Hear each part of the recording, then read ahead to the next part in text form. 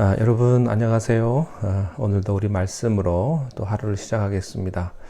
오늘 함께 나누실 말씀은 출애굽기 25장 8절 말씀 함께 나눕니다. 내가 그들 중에 거할 성소를 그들이 나를 위하여 짓되. 아멘.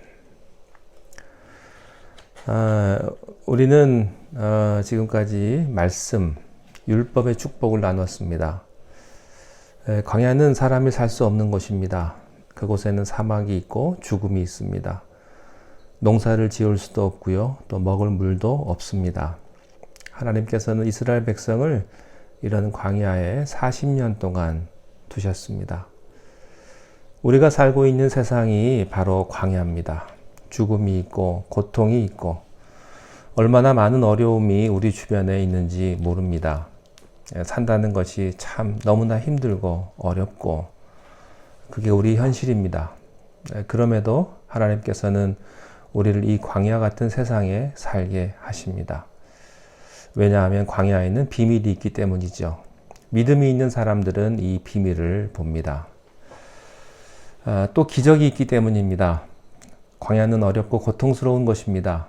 그러나 하나님을 바라보고 신뢰하는 사람에게 이 광야는 순식간에 피는 그런 장미꽃같이 풍성한 옥토로 축복의 장소로 변할 것입니다. 지난 몇 번의 시간들을 통해서 우리는 어떻게 기적과 복을 받으면서 살 수 있었는가에 대한 말씀을 나눴습니다. 하나님께서는 쓴 물을 단물로 바꾸어 주셨습니다. 또 먹을 물이 없을 때뿐만 아니라 먹을 음식이 없었을 때 하늘에서 만나를 내려주셔서 배불리 먹게 하셨습니다. 뿐만 아니라 원수들, 아말렉 군대가 공격해 왔을 때 그들을 막아 주셨습니다. 그리고 바로 전까지 광야 같은 이 세상을 살 수 있는 기가 막힌 축복이 바로 이 말씀의 축복임을 우리가 살펴보았습니다. 이 모든 것을 우리가 통해 살펴볼 때 우리가 알 수 있는 것은 무엇을 가졌느냐, 얼마나 많이 가졌느냐가 행복의 기준이 아니라 누구와 함께 있느냐가 행복의 기준이라는 겁니다. 내가 좋아하는 사람과 함께 있으면 행복합니다. 진정한 행복은 하나님과 함께 있는 것입니다.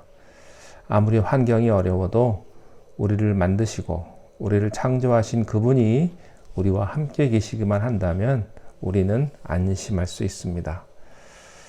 마실 물이 없어도 먹을 음식이 없어도 괜찮습니다. 고난이 있어도 괜찮습니다. 하나님이 계시기 때문입니다. 하나님께서는 우리에게 당신의 말씀을 축복으로 주셨습니다. 말씀을 받는 것보다 더 큰 복은 없습니다.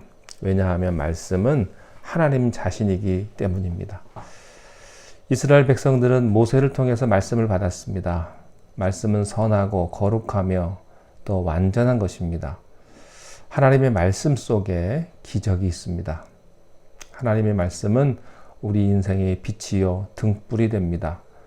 말씀이 있으면 우리는 어떻게 해서 인생을 살아나가야 할 것인지를 알게 되는 것이죠. 저에게 이 세상에서 가장 좋은 것 하나를 말하라 라고 말한다면 성경 말씀이라고 말할 겁니다.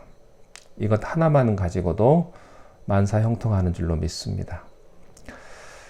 이스라엘 백성들이 광야에서 방황할 때 하나님께서는 그들에게 말씀을 주셨습니다.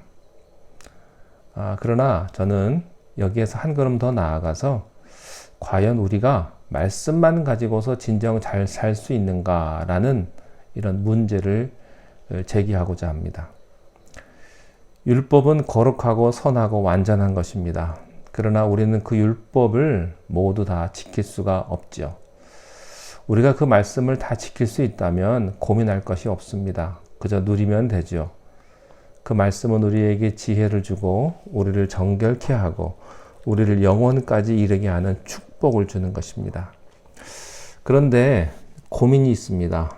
그것은 그 말씀을 다 지킬 수 없다는 거죠. 지킬 수 있으면 문제가 없는데 율법은 선하고 의로운 것이지만 율법으로 구원을 받지 못합니다. 자기 행위로 구원받지 못하죠. 구원은 율법으로 얻어지지 않고 은혜로 얻어지는 것입니다. 우리가 가진 갈등의 원인은 하나님 말씀인 율법을 가지고 있으면 좋기는 한데 그 말씀을 지키지 못한다는 데 있습니다. 예를 들어서 율법은 간음하지 말라고 했습니다. 그렇습니다. 간음하면 안 됩니다. 그런데 인간은요, 본래 음란합니다. 도둑질하지 말라 성경은 말합니다. 그런데 우리는 남의 것이 갖고 싶어집니다. 거짓말하지 말라라고 했는데 우리는 거짓말을 하고요. 싸우지 말라고 했는데 자꾸 싸웁니다. 그래서 율법을 보면 볼수록 우리는 더 큰 죄인이 되는 것 같습니다. 차라리 율법이 없으면 죄인이 아닌데 율법이 있기 때문에, 말씀이 있기 때문에 우리가 더 큰 죄인이 되고 마는 것입니다. 자, 어떻게 해야 됩니까? 말씀만 가지면 다 해결이 됩니까? 아닙니다. 죄의 문제를 해결해 주는 장치가 필요합니다. 하나님은 너무나 좋으신 분이십니다. 인간이 이렇게 연약한 것을 아시고 하나님의 말씀인 율법을 주심과 동시에 다시 한번 모세를 산으로 불러 올리십니다. 24편, 출애굽기 24장 18절에 이렇게 기록이 되어 있습니다. 모세는 구름 속으로 들어가서 산 위에 올랐으며 40일 40야를 산에 있으니라. 처음에 모세를 산으로 불러 올리셨을 때 하나님께서는 돌판에다가 말씀을 새겨 주셨습니다. 그러나 하나님은 말씀을 주신 것으로 끝내지 않으십니다. 말씀만 받은 인간은 절망하기 때문에 하나님께서는 40일 주야로 모세에게 비밀을 가르쳐 주십니다. 그것이 바로 성막입니다. 성막의 축복은 바로 이런 것이죠. 말씀의 축복과 함께 성소와 성막의 축복을 받게 되시기를 바랍니다. 우리가 율법으로, 말씀으로 죄를 범했을 때 우리가 성전에 가서, 성막에 가서 하나님에게 은혜의 축복을 경험하는 것입니다. 이런 축복들을 앞으로 또 조금 더 나누도록 하겠습니다. 기도하겠습니다.